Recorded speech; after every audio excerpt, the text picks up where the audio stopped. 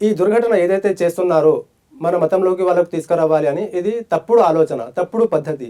ఇలా అస్సలు చేయకూడదు. ఎవరు కూడా దీనికి స్వీకరించడు.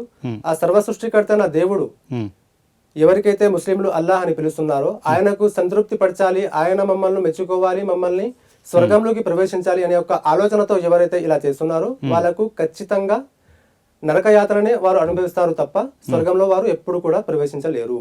అలాగే రెండవది నేను చెప్తున్నాను, అదేమిటి అంటే ఒకవేళ మీకు అంతే ఇంట్రెస్ట్ ఉంటే కంపారిటివ్ రిలీజియస్ పరంగా 3 గ్రంథాల అవగాహన కూడా మీకు కూడా ఉండాలి. తర్వాత అదే జ్ఞానం పిల్లలకు కూడా బోధించాలి. అది ఏ విధంగా? మొరాలిటీ పరంగా, ఐక్యమత్యం పరంగా.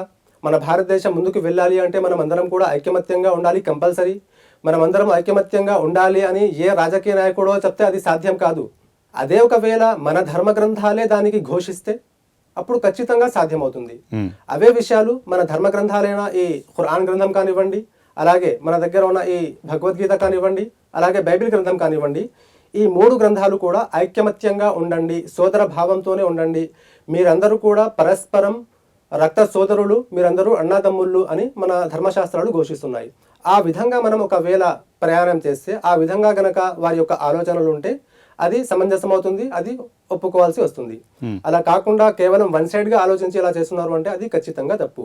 కానీ బేసిక్గా ఈ మత మార్పులు అనేటివి జరిగేవి కూడా ఒక వ్యక్తి ఆర్థికంగా కానీ మానసికంగా కుటుంబ పరంగా అన్ని రకాలుగా అతలకుతలం అయిపోయినప్పుడు అతనికి ఏం చేయాలో తెలియని ఒక సందిగ్ధ పరిస్థితిలో ఉన్నప్పుడు వీళ్ళు వచ్చి మీరు ఇది చేయండి మీకు అనుకూలంగా జరుగుతుందన్న ఒక సెంటిమెంటల్ మీద కొట్టి వాళ్ళ యొక్క మానసికంగా దెబ్బ తిన్న పరిస్థితుల్లో చేసేటువంటి పరిస్థితులు, అలాంటి పరిస్థితుల్లో ఎట్లా బయటపడాలి? ఎందుకంటే కొన్నిసార్లు చాలామంది కూడా పోయి మళ్ళీ బయటకు వచ్చిన వాళ్ళు కూడా చాలామంది ఉన్నారు.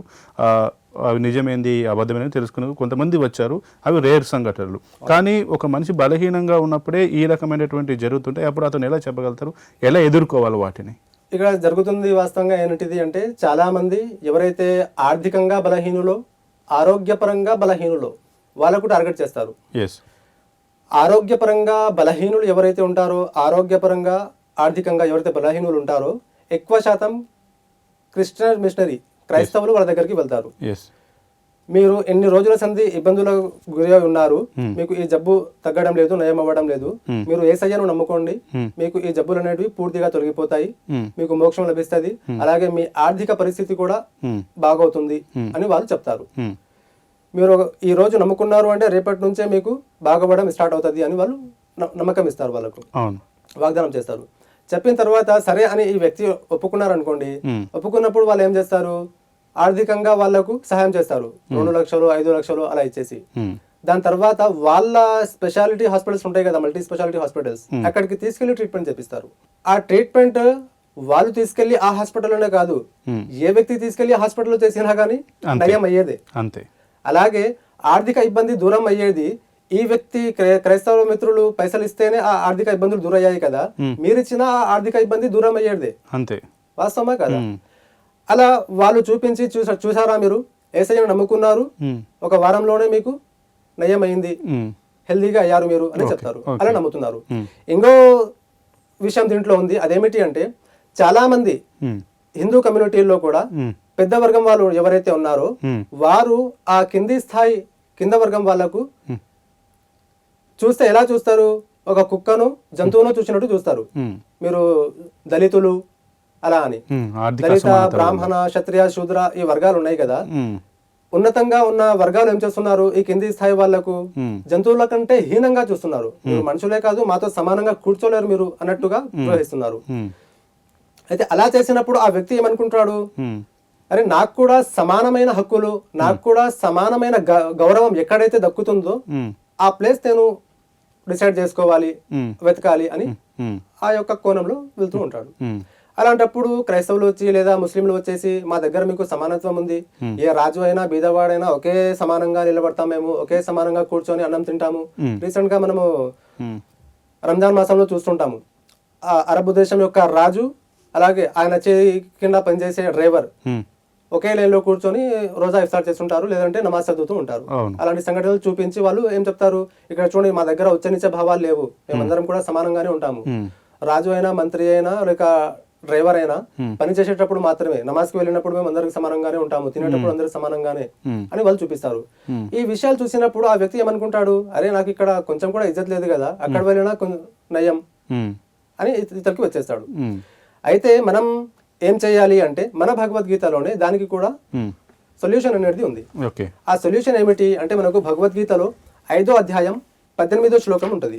మనము ఏది మాట్లాడినా రెఫరెన్స్ తో సహా ఉండాలి అని నేను సమయం ఎక్కువ అయినా గానీ భగవద్గీత తెరిచి చూపిస్తున్నాను. భగవద్గీత 5వ అధ్యాయం 18వ శ్లోకంలో విద్యా వినయ సంపన్నే బ్రాహ్మణే గవిహస్తిని శునిచైవ శోపాకేచ పండితాః సమదర్శిన అని భగవద్గీతలో 5వ అధ్యాయం 18వ శ్లోకంలో ఉంది. దీని అర్థం ఏమిటి ఒకసారి మనం అది విందాం. విద్య వినయము కలిగి ఉన్న బ్రాహ్మణుని యందును, గోవునందును, ఏనుగునందును, కుక్కయందును, కుక్క మాంసము వండుకొని తిను చండాలుని యందును సమదృష్టి గల వారే, వారిని సమముగా జూచువారే జ్ఞానులు. జ్ఞానులు ఎవరు అంటే వీరందరికీ సమానంగా చూసిన వారు. ముందుగా ఇక్కడ బ్రాహ్మణుల పేరు తీసుకోవడం జరిగింది. ఒక బ్రాహ్మణునికి అలాగే గోవును, ఏనుగును, కుక్కను, కుక్క మాంసము వండుకొని తినే చండాలుడు వాణ్ణి కూడా ఒకే సమానంగా చూసిన వాడే నిజమైన జ్ఞాని అని భగవద్గీతలో చెప్పడం జరిగింది. మరి ఈ సమానత్వ హక్కులు ఎవరు పాటిస్తున్నారు? హిందూ సమాజంలో పాటించడం లేదు. చాలా తక్కువ మంది, చాలా రేర్ పర్సెంటేజ్ మనం అనుకోవచ్చు. అలా జరుగుతుంది. దానివల్ల మత మార్పిడి లాంటివి విపరీతంగా పెరిగిపోతున్నాయి. మా అమ్మాయికి వాళ్ళ అబ్బాయికి ఇచ్చి పెళ్లి చేయలేము, ఎందుకంటే మాది తక్కువ కులం, వాళ్ళది ఎక్కువ కులం. దాన్ని బట్టి ఈ మత మార్పిడులు పెరిగిపోతున్నాయి.